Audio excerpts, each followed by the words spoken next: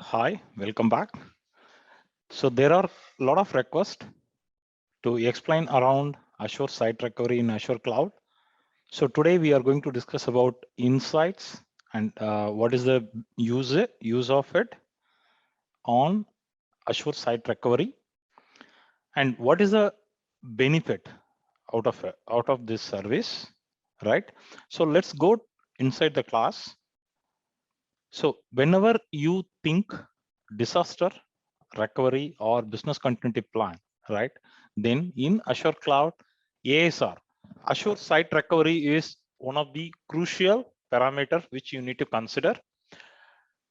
Normally, Azure Site Recovery, you need to have a careful planning before you decide on the implementation, right? Especially on RPO, especially on recovery point objective, recovery time objective, RTO and RPO. And what is site recovery, right? So Azure Site Recovery have two functionality. One is replicating virtual machines from one location to another location, right? And whenever there is a, you can mention the condition. Whenever there is a outage occurs from one site, immediately you can fail. So you define what are the intervals you need to take, what are the point in time snapshot you need to take, how many in last 24 hours. So everything you can define, right? And there is another functionality, backup service. So if you have some resources which you need to keep on synchronized to the other location just for future retrieval purpose, right? So this service is purely backup, right? This service is to make your DR, disaster recovery expectation fulfill, right? Let's go further. So this first scenario, there is a two scenario. One is I have physical machine, I have some VMware virtual machines, I have some Hyper-V virtual machines, right? So using site recovery, I can fail over to one site to another site. I can define a rule. So in this, you can do a orchestration, you can do a replication on a scheduled manner. Once your rules are configured, once you provision, everything will be automated. So the Azure Site Recovery will take care. You no need to struggle. The initial planning and configuration, you have to prepare it and provision it. And the second scenario is, so I have a lot of VMs. So I want to replicate it to here, right? So this is region one, this is region two, this is region two, this is region one. So this also possible scenarios, right? Let's go further. Okay, so here continuous replication. Say for example, I have few servers in my data center, my Chennai office or London office. So from here, using Azure Site Recovery, I can create a plan, right? Continuous replication, you can provision using Azure Site Recovery. And the continuous replication from VMware virtual machines also, you can create a plan. And every 30 seconds, you can create another plan. So the Azure Site Recovery, it's like a bundle. In this bundle, you can create a plan one for purpose one, task one. So plan two for task two, plan three for task three. So you can create a necessary rules and tag it to the relevant tasks. We will see this in hands-on one by one. So let's first focus on the concepts. Okay, so now Azure VMs are replicating between Azure regions. So how? So from one region to another region, we can schedule the continuous replication. So this is where we have to be very careful on what is our RPO expectation, right? Those who are watching without understanding RPO, please go back. There are 30 plus videos already I released in Azure. Please look at each video and learn what is RPO, what is RTO, recovery time objective, recovery point objective. When you say data, then recovery point. When you say availability, then RTO, recovery time, T time, P point, right? So let's move on. Azure Site Recovery Vault. What is this? So you can create a vault and you can create a basically it's like a task. So you can create a recovery vault. Under that vault, you can create what exactly you want, right? You will see shortly with hands-on. And in Azure Service Vault, you can achieve what settings you want to configure. And as I said, the plan, exact plan from where to where and which resources and what kind of a monitoring and what is the interval and reports and policies. If you want, you can customize it and you want to protect, right? So you can also enable this protection. So we will also going to discuss this Azure Site Recovery Capacity Planner, one of the more important parameter in sizing. So I will release one detailed video on Azure Site Recovery Capacity Planning. So in general, I have explained in a higher level in a couple of classes. So please refer my previous classes so far. Come down. So site recovery, Hyper-V to Azure. So I have some Hyper-V in my data center. So in Hyper-V, there is a virtual machine 1, virtual machine 2, right? So from here, you need to transfer it to Azure Cloud. So what I have to do is, I have to first deploy the appliance here. From the appliance, I need to add this machine and add this machine. Okay, we will see with hands-on. In I will show you one scenario at least, so that it will be easy for you to correlate what exactly has to do, right? So once you set up this, then Azure Site Recovery, you can start see this and discovery.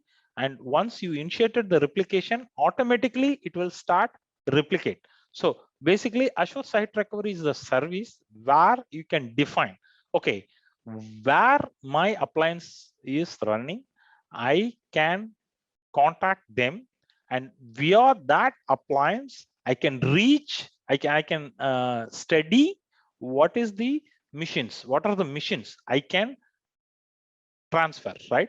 So you can migrate one by one or at a batch level and prepare infrastructure. This is the exactly we need to do in connecting with your on-prem to Azure, and replicate application.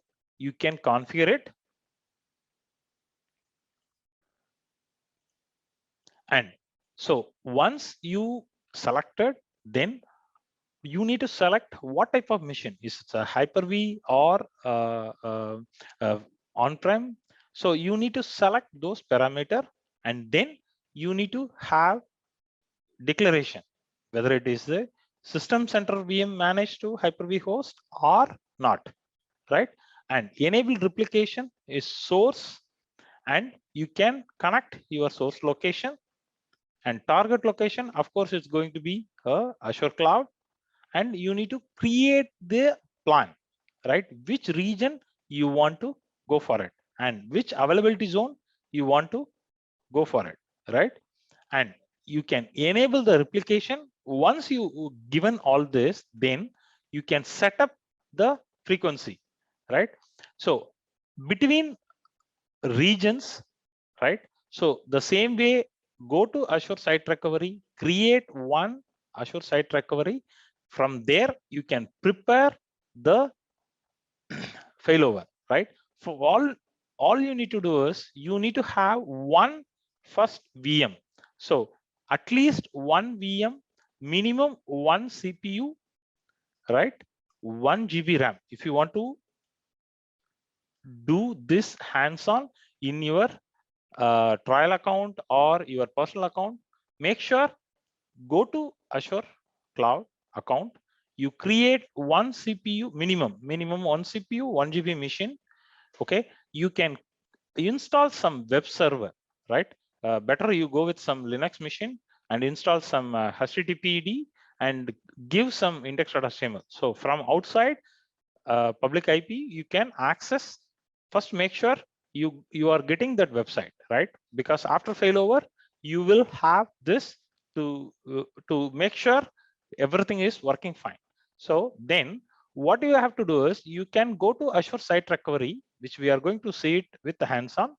So with this, we can create one vault. This we can add this region with associate this VM, because we have only one VM, right? So then we need to select the target location, and target location, what availability zone you want, right? Automatically it will start, create a rule and go for replication. Come down. So it can be configured automatically. It will configure because we are defining the entire rule. So select the application or VMs. We are selecting the VM, and then we need to select the target location and the replication setting. This is what we need to say, what RPO we need and what interval we need. So everything we have finished, then you trigger it, right? If you have the automated, you can go and do other task. If you want to do manual also, there is an option to trigger everything as a manual. I would prefer to not to do manual, but understand with manual way, then you can configure Azure automation accounts. That is the way you have to do this, right? So in Service Vault, you can go for it. And the same way Azure VMs between Azure regions, right? Come down. So as I said, the RPO, what recovery point you need, which recovery point? See, say for example, every 4 hours I am taking, right? So when I want to restore, whether I need to consider this recovery point or this recovery point or this recovery point, right? So if I go here, then this is the yesterday 10 o'clock, right? After that, after 4 hours, this one, after 4 hours, this one, after 4 hours. So this is the latest one, right? So if I go with this restore, then I will get at least latest data, right? So you need to plan accordingly what you want to go for it, which one, right? Come down. So the same way, VMware VMs and physical servers to Azure. So the same funda here, you need to have your on-prem, and this is the Azure cloud. Using Azure Site Recovery, you can discover it. So when you want to discover, you need to put some appliance here. So this appliance, once you registered, automatically you can associate, add all the servers which you want to do it. So this will show in your login dashboard. So automatically you can plan your failover, right? Let's go for it.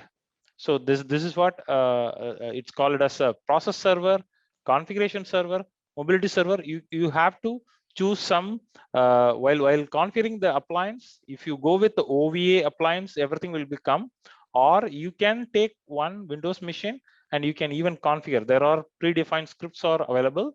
First, you configure the appliance. So in that appliance, there is a process server role and configuration server and mobility service. So all information will be stored in this appliance. From appliance to Azure, it's a one-to-one communication, right? So mostly if you are going with this option, please make sure not to select the public way of synchronization. Otherwise, it will be enormous. It's really not possible through internet, right? So this is what I told. It's a configuration server. So you need to have some configuration server, which some people will call it as a appliance, and you need to configure it come down.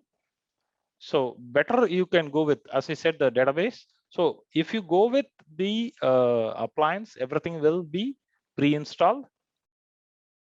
But if you want to go with your own, the machine which you are creating should be minimum 8 core machine and minimum 16 GB machine RAM and minimum 750, actually 600 GB free space should be there. So I would suggest go with 700 because OS will take some space, right? 700 GB disk. So if you have this machine, say for example, you have an office in Chennai. So this server should be deployed in Chennai. So this appliance or configuration server, this server has to be there. So this server can be a one-to-one talk to Azure Cloud. Azure Cloud. So this server, you can add all the servers which you are planning, right? So what will happen is Azure will get the knowledge, all the missions, all your office missions, on-prem data center missions through this configuration server. So this is how the scenario works, right? So you can add all the missions and discover it and go for it, either batch or in the manual way. And physical servers also the same parameter, but physical servers, you need to have some more settings, parameters, but Azure Site Recovery will make sure the only one part. One is what you want to replicate between your location 1 to location 2, how you want to go for it and what frequency you want. So again, one more example. So this is my on-premise. There is a virtual machine, there is a configuration server. This is what I told. So he is the intermediate person, mediator. So using Azure Site Recovery, you register this machine and start discover it. So when you say start discover, automatically this is sitting in your premise, right? This person can talk to all your resource because he is in your branch, right? So automatically it will start go and take one by one. This is how things are working here. So come down. So you can do a test failover, you can do a planned failover, you can do an unplanned failover. So, and also please make sure one more thing you need to ask is there is a network. So if you are going with Azure to Azure, please make sure there is no extended network. So this subnet can be pulled entirely to here. This is the location 1, right? This is the location 2. So we will see very short. There is a explanation in this presentation itself. So failback. See, this is what I explained. See here, there is a primary site, there is a recovery site, right? So here there is a 192.168.1.24. There are a couple of VMs are running, right? Before failover. So if you have some extended network or somewhere, then it will be a problem. So it should not be a stretched network, right? So always put it in the individual parent network or whatever, but that should be spread across the location, right? From that location to another location, just move it entirely. Come down, see here. So you need to plan a lot of things before you configure this part, right? Now what we are going to do is we are going to create one machine. This is going to be a central US. From this to another availability zone, both are same scenario only. We are going to replicate it. So how we need to configure this, how we need to replicate this. Again, I'm saying to do this Azure Service ASR, so you need to have clear understanding on what is RPO, right? RPO means if you say, for example, every day 5 p.m. I am taking a backup, right? Next day morning 10 o'clock, my servers are getting crashed. So between 5 p.m., say for example, you are starting every day 5 p.m. backup. So normally it is taking 2 hours to get complete. So 7 p.m., right?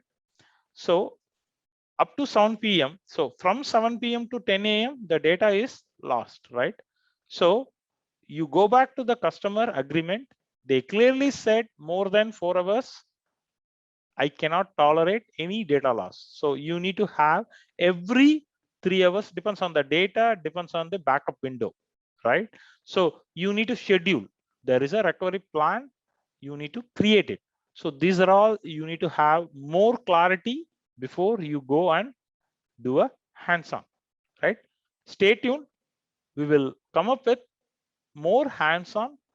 Please learn, please support Cloud and Load, Cancer NGO. Thanks for everyone.